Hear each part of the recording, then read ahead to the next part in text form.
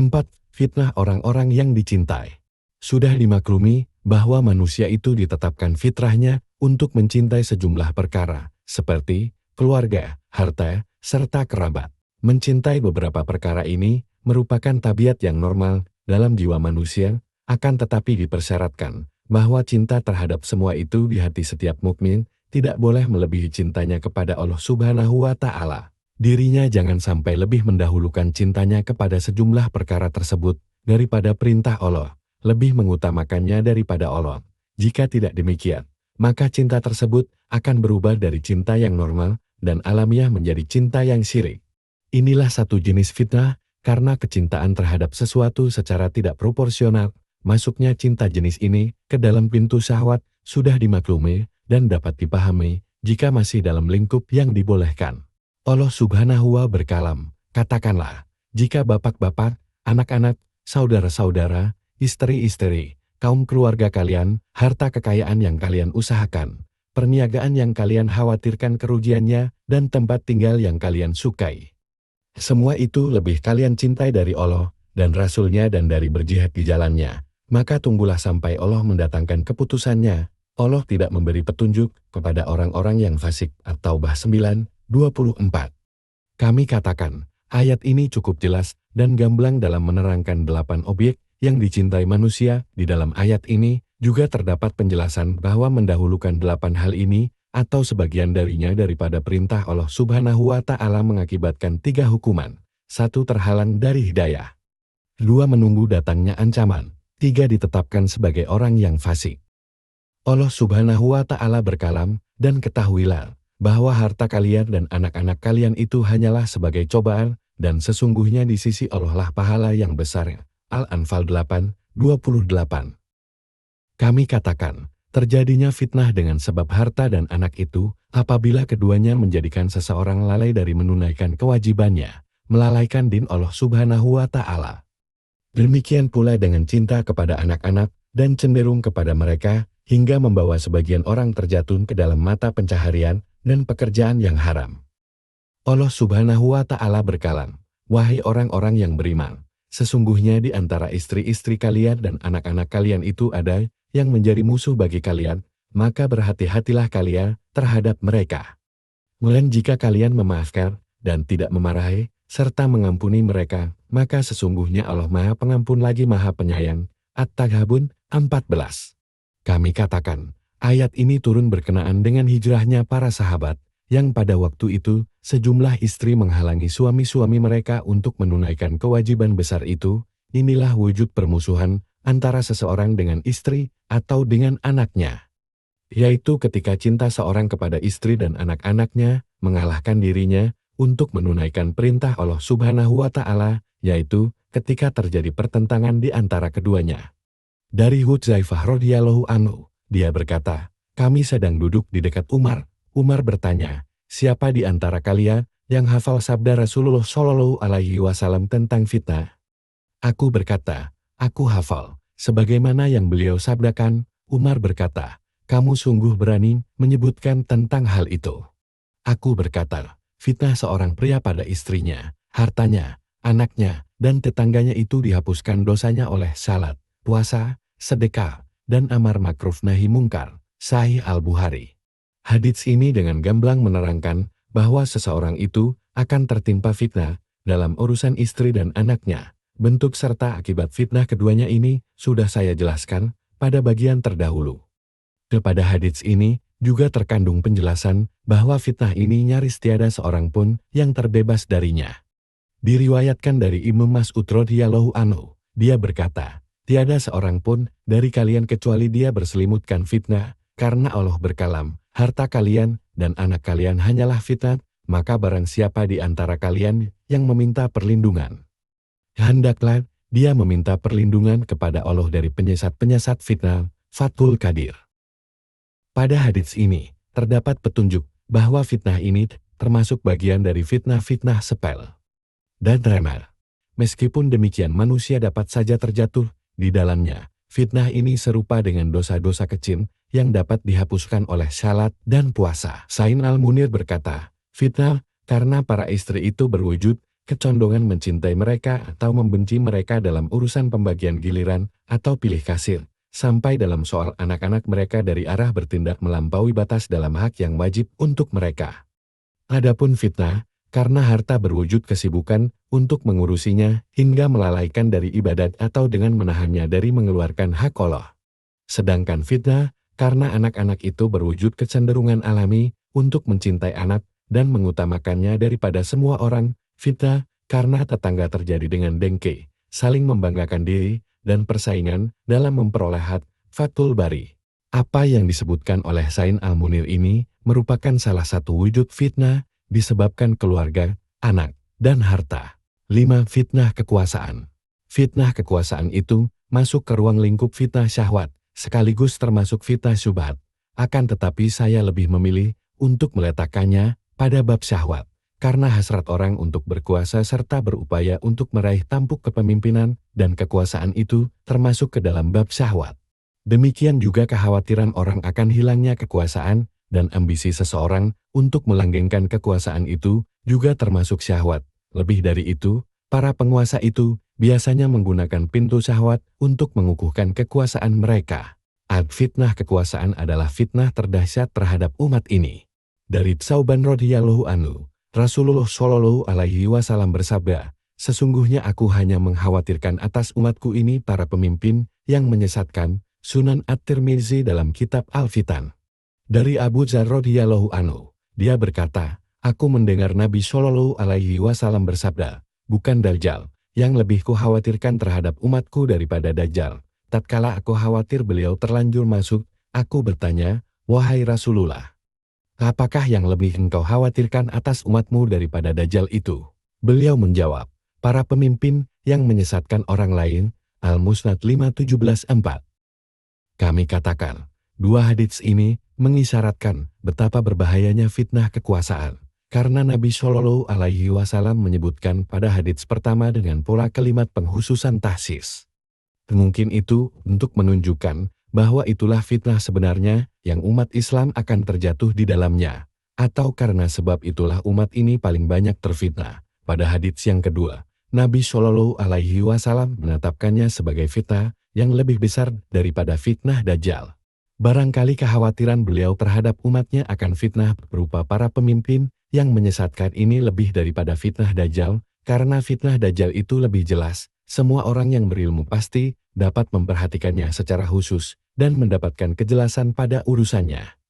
Karena Dajjal adalah fitnah yang pendat, melewati umat ini satu periode.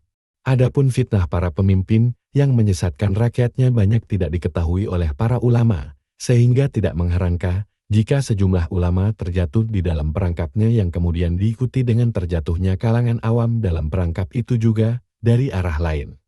Fitnah itu melanda umat di sebagian besar perjalanan sejarahnya, oleh karenanya Nabi Shallallahu alaihi wasallam lebih mengkhawatirkannya daripada fitnah Dajjal. Di dalam hadits ini juga terkandung petunjuk banyaknya hasil panen yang dituai oleh fitnah ini, baik dahulu maupun sekarang. B. Mengetuk pintu-pintu penguasa termasuk penyebab fitnah. Dari Ibnu Abbas radhiyallahu anhuma, Nabi Shallallahu alaihi wasallam bersabda, barang siapa yang tinggal di desa akan menjadi kasar perangainya, barang siapa yang mengejar binatang buruan, maka dia akan lalai. Barang siapa yang datang kepada penguasa maka dia akan terfitnah. Al-Musnad 249-2. Dalam riwayat lain dari Abu Hurairah radhiyallahu anhu, Nabi Shallallahu alaihi wasallam bersabda, barang siapa yang tetap berdekat-dekat dengan penguasa maka dia akan terfitnah. Tidaklah seseorang itu bertambah dekat dengan penguasa kecuali dia bertambah jauh dari Allah. Di Sunan Abi Daud dalam kitab As-Sahih. Penjelasan. Dua hadits ini memaparkan dengan jelas bahwa mendekati para penguasa menjadi orang dekat mereka ataupun mengetuk pintu istana mereka itu merupakan sumber terjadinya fitnah. Arah terbukanya fitnah dalam hal ini adalah apabila seseorang selalu membenarkan dan menyetujui seluruh perkara yang dilakukan penguasa, bermanis muka dan menjilat mereka. Semua kelakuan itu berbahaya bagi agamanya. Sebaliknya, jika dia menyelisihi penguasa, maka sikapnya itu hanya berbahaya bagi dunianya. Inilah makna yang ditunjukkan oleh sebuah atsar dari Abdurrahman bin Busair al-Ansari. Tatkala dia berkata, seorang pria datang lalu memanggil Ibnu Mas'ud radhiyallahu anhu, lalu terkulai lemah di hadapannya.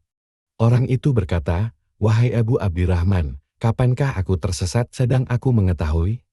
Ibnu Mas'ud menjawab, "Apabila berkuasa atas dirimu beberapa pemimpin, apabila kamu menaati mereka maka mereka akan memasukkan kamu ke dalam neraka. Sedangkan apabila kamu menentang mereka maka mereka akan membunuhmu." Al-Mustadrak 4, 508. Hadits ini juga mengisyaratkan bahwa mendatangi para penguasa tanpa ada urusan yang sangat penting, tetapi hanya didorong oleh sifat ketamakan terhadap dunia dan hartanya adalah perbuatan yang tidak dibolehkan. Oleh karenanya hadits ini tidak mencakup di dalamnya tindakan mendatangi para penguasa dalam rangka dakwah ilallah atau mengajak mereka kembali kepada Allah. Karena tindakan ini justru masuk ke dalam ruang lingkup jihad yang paling utama apabila diiringi dengan kata-kata kebenaran yang diucapkan di hadapan penguasa yang lalim. Dengan memperhatikan hadits yang kedua, kita dapatkan keterangan bahwa jalan menuju keselamatan di dalam situasi kerusakan yang merata adalah dengan tidak mendekati dan tidak berdekat-dekatan dengan penguasa atau raja, maupun tidak mendekati majelis mereka. Karena semua perbuatan tersebut berpotensi untuk merusak agama seseorang. Pada dasarnya tiada seorang pun yang mendapatkan sedikit dunia dari penguasa kecuali si penguasa juga mengambil sedikit dari agamanya. C. Pemberian penguasa, pilih kasihnya mereka, dan fasilitas untuk orang dekatnya dengan harta milik umat merupakan bagian dari fitnah. Dari Usaid bin Hudayr radhiyallahu anhu, bahwasanya ada seorang lelaki dari kalangan Ansar berkata, "Wahai Rasulullah, mengapa Anda tidak mengangkatku menjadi pegawai sebagaimana Anda mengangkat si Fulan sebagai pejabat?"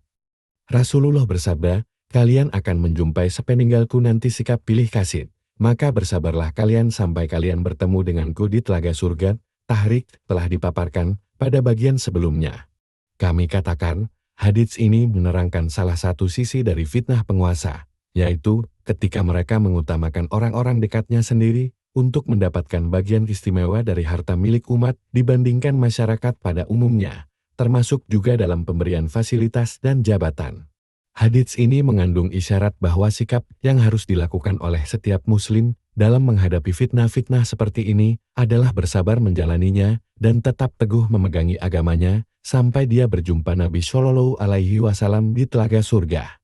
Dari Ahnaf bin Qais, dia berkata, "Saya berada di Madinah. Tiba-tiba saya bersama seseorang yang masyarakat lari menjauh darinya ketika mereka melihatnya. Aku bertanya, 'Siapakah Anda?' Dia menjawab, 'Aku adalah Abu Dzar, sahabat Rasulullah Shallallahu Alaihi Wasallam.' Aku bertanya lagi, 'Mengapa orang-orang lari dari Anda?' Dia menjawab, 'Aku melarang mereka menyimpan harta berdasarkan larangan Rasulullah Shallallahu Alaihi Wasallam terhadap mereka untuk itu.' Aku berkata, kukatakan, sesungguhnya tunjangan hidup untuk kami sekarang ini mulai dibatasi, apakah Anda masih mengkhawatirkan sesuatu terhadap diri kami?" Dia menjawab, "Kalau sekarang ini, tidak. Akan tetapi nyaris harta dunia itu menjadi sebanding dengan harga agama kalian. Jika harga dunia telah menjadi sebanding dengan harga agama kalian maka tinggalkan dunia dan jauhkanlah diri kalian darinya." Al-Mustadrak 4, 5670. Kami katakan, pada astar ini terdapat petunjuk adanya dua fitnah, yakni fitnah harta dan fitnah penguasa, yaitu ketika para penguasa hanya memberikan harta kepada orang-orang yang mau menyetujui tindakan zalim mereka, dengan demikian mereka telah menyia-nyiakan agama dengan harta. Pemberian harta dari penguasa itu sebanding dengan harga disia-siakan agama orang yang mendapatkannya. Inilah gambaran rusaknya keadaan para raja. Perkataan Abu Dzar radhiyallahu anhu, kalau sekarang ini, tidak, di dalamnya terkandung isyarat bahwa pemberian harta dari para penguasa pada masa Abu Dzar radhiyallahu anhu itu masih bersih, maksudnya semata-mata untuk kepentingan umum. Adapun perkataannya, nyaris harta dunia itu menjadi sebanding dengan harga agama, mengandung isyarat bahwa disia-siakannya agama itu menyebabkan kian dekatnya pemberian dari para penguasa. Tragedi ini mulai terjadi pada masa Raja-Raja Bani Umayyah. Keadaannya semakin parah pada masa kerajaan Bani Abbasiyah. B. Antek-antek penguasa dalam menebarkan fitnahnya. Dari Abu Hurairah radhiyallahu anhu, Rasulullah Shallallahu Alaihi Wasallam bersabda, "Hampir saja, jika kamu masih hidup lebih lama lagi, maka kamu akan melihat suatu kaum yang di tangan mereka ada ekor-ekor sapi. Mereka menjalani waktu pagi di dalam kemarahan Allah, dan mereka menjalani waktu sore di dalam kemurkaan Allah. Sahih Muslim. Dari Abu Hurairah radhiyallahu anhu, Rasulullah Shallallahu alaihi wasallam bersabda, dua golongan dari kalangan penghuni neraka yang aku tidak pernah melihat keduanya, suatu kaum yang membawa cemeti seperti ekor sapi, mereka mencambuki manusia dengan cemetinya. Di sejumlah wanita yang berpakaian, tetapi telanjang, mereka ini mengajarkan kedurhakaan kepada wanita lain, wanita-wanita yang menyimpang, kepala mereka seperti punuk unta yang miring. Mereka tidak akan masuk surga dan tidak akan mencium bau wanginya, padahal sesungguhnya bau wangi surga itu sudah tercium sejak jarak perjalanan sekian dan sekian jauhnya, telah ditahrik. Dari Abu Hurairah radhiyallahu anhu, dia berkata, sungguh kami telah melihat dari segala sesuatu yang dikabarkan Rasulullah Shallallahu alaihi wasallam kepada kami itu, selain sabda beliau, dikatakan kepada sejumlah orang pada hari kiamat, campakkan cemeti kalian, dan masuklah kalian ke dalam neraka jahanam. Al-Mustadrak 4, 562. Dari Abu Sa'id dan Abu Hurairah radhiyallahu anhuma, Rasulullah Shallallahu alaihi wasallam bersabda, sungguh akan benar-benar datang kepada kalian beberapa pemimpin yang mendekati seburuk-buruk manusia dan mengakhirkan salat dari waktunya. Barang siapa yang mendapati keadaan itu di antara kalian, maka janganlah sekali-kali dia menjadi penanggung jawab, polisi, penarik pajak, atau bendahara. Sahih Ibnu Hibban 1044-6. Kami katakan, di dalam hadits tadi terdapat isyarat adanya sebagian antek-antek penguasa yang menimpakan seburuk-buruk siksaan terhadap rakyat. Mereka mencambuki kulit-kulit rakyat dengan cemeti untuk memenuhi keinginan penguasa dan mengukuhkan kekuasaannya. Keadaan ini disaksikan orang pertama kali pada masa pemerintahan Yazid bin Muawiyah, kemudian pada masa Al-Hajjaj. Antek-antek penguasa dari kalangan penyiksa rakyat ini termasuk segolongan manusia yang belum pernah disaksikan pada masa Nabi Shallallahu alaihi wasallam. Oleh karena itu Nabi Shallallahu alaihi wasallam menjelaskan bahwa manusia jenis ini akan muncul nanti dan belum pernah ada yang semisal dengan mereka. Sabda Nabi Shallallahu alaihi wasallam, mereka menjalani waktu pagi di dalam kemarahan Allah dan mereka menjalani waktu sore di dalam kemurkaan Allah, menunjukkan bahwa laknat selalu menyertai mereka sepanjang hari, sejak pagi hingga sore. Mereka senantiasa melakukan perbuatan terkutuk ini, yakni membantu kesaliman, sehingga perbuatan mereka ini mengakibatkan kebebasan mengeluarkan pendapat terberangus dan ketundukan paksa kepada kebatilan. Hadits yang terakhir ini mengandung ancaman kepada setiap individu dari kalangan antek pelaku kesaliman untuk menjalankan kesalimannya dalam bentuk bantuan apapun. Pada hadits ini juga terdapat isyarat untuk membedakan antara para penguasa yang salim dari penguasa lainnya, yakni mendekati orang-orang jahat untuk mereka jadikan sebagai teman dekat.